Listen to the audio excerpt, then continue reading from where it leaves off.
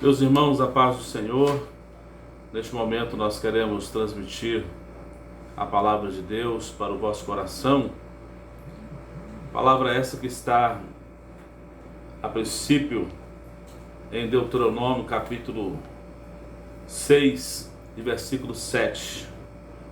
E as intimarás a teus filhos, e delas falarás assentado em tua casa, e andando pelo caminho, e deitando-te e levantando-te.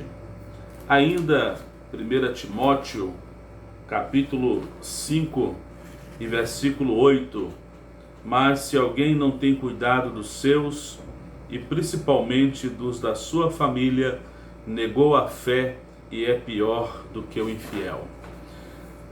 Esses dois textos bíblicos nos falam a respeito da criação de filhos e do cuidado com a família. É uma preocupação nossa como pastor de cuidar da família, de zelar pelo maior patrimônio que Deus tem nos dado. Por quê?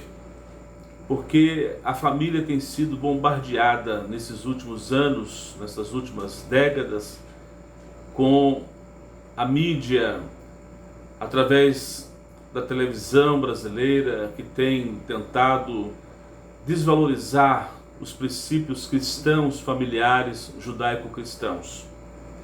E ao longo da história também bíblica, nós vemos alguns homens de Deus que falharam na criação dos seus filhos. E eu quero falar um pouquinho sobre esses homens, alguns desses homens que falharam na criação dos seus filhos. E quero terminar nessa mensagem, nessa rápida palavra para o teu coração, dizendo para você alguns tipos de pais que agem de forma errada e alguns tipos de pais que agem de forma certa. E você, com certeza, procure se enquadrar para o bem seu, para o bem da sua família, com respeito a esses homens e mulheres de Deus e de que maneira melhor criar nossos filhos, cuidar da nossa família. Veja só, quando eu falo de homens que falharam na sua família, eu me lembro de Davi. Davi falhou fortemente na criação dos seus filhos, por exemplo, com a sua filha Tamar, depois que ela foi estuprada pelo seu próprio irmão Amnon. Ela foi acolhida e cuidada por seu irmão Absalão, em vez de Davi dar o amparo para sua filha. E não, foi o seu próprio irmão que cuidou da sua irmã, visto que Absalão e Tamar eram filhos do mesmo pai e da mesma mãe. Já Amnon era meio-irmão de Tamar, era filho de Davi com outra mulher. O problema já se instala aí, né? Na quantidade de mulheres que Davi teve ao longo da sua carreira, da sua caminhada. Com Amon, que estuprou a Tamar, depois de estuprar sua meia-irmã, Davi ficou indignado com Amon, mas não fez nada. Ele não disciplinou, ele não corrigiu Amnon, não fez nada com Amnon. Então, Davi teve falhas graves na criação dos seus filhos. Isso que eu estou falando aqui está registrado em 2 Samuel, no livro de 2 Samuel, capítulo 13, a partir do versículo 20 até o versículo 22. Já com seu filho Absalão, Davi também falhou na criação desse filho. Absalão, ele matou Amnon, que foi o que estuprou a sua irmã, matou seu próprio irmão, seu meio-irmão, e outras pessoas sabiam do ódio que Absalão nutria pelo seu irmão Amon depois que ele fez isso, e Davi não tomou nenhuma atitude para conter esse ódio do seu filho Absalão por Amnon. Também vemos outra falha de Davi com Absalão. Quando Absalão se levantou contra o seu pai Davi, Davi também, ele, em vez de tomar uma atitude mais rústica, corrigir Absalão de uma forma mais severa, para que Absalão não criasse tanta corda. Davi foi também negligente na correção com o seu filho Absalão. E mais à frente, Davi também errou ao permitir que Absalão se levantasse contra o seu pai e depois pediu para que os seus próprios soldados, o seu general do seu exército, não fizesse nenhum dano ao moço, embora ele o amava, não queria mal para o seu filho, mas porém não lhe corrigiu em tempo oportuno. Adonias também, que se declarou rei de forma rebelde quando Davi estava velho, Davi também não tomou nenhuma atitude, ainda mesmo próximo à morte, mesmo doente, com respeito a seu filho Adonias. O historiador diz que seu pai Davi nunca o havia contrariado. Veja só, isso nos traz aqui o retrato do pai que dá tudo que o filho quer, nunca contraria o seu filho. E pais, muitas vezes, precisam contrariar os seus filhos. E por que Davi agia dessa maneira com Adonias? Nunca o havia contrariado. Porque Davi, às vezes, não procurava saber como que era a atitude dos seus filhos. Então, o objetivo dessa palavra que eu quero trazer ao seu coração nós não podemos perder a nossa família. A família precisa de amor, de carinho, mas também precisa de correção, conforme Provérbios capítulo 22, versículo 6, que nos ordena a disciplinar a criança quando ainda é criança, para que quando ela crescer, ela não se desvie do caminho que ela aprendeu com os seus pais. Outro homem de Deus que errou também na criação dos seus filhos foi Eli.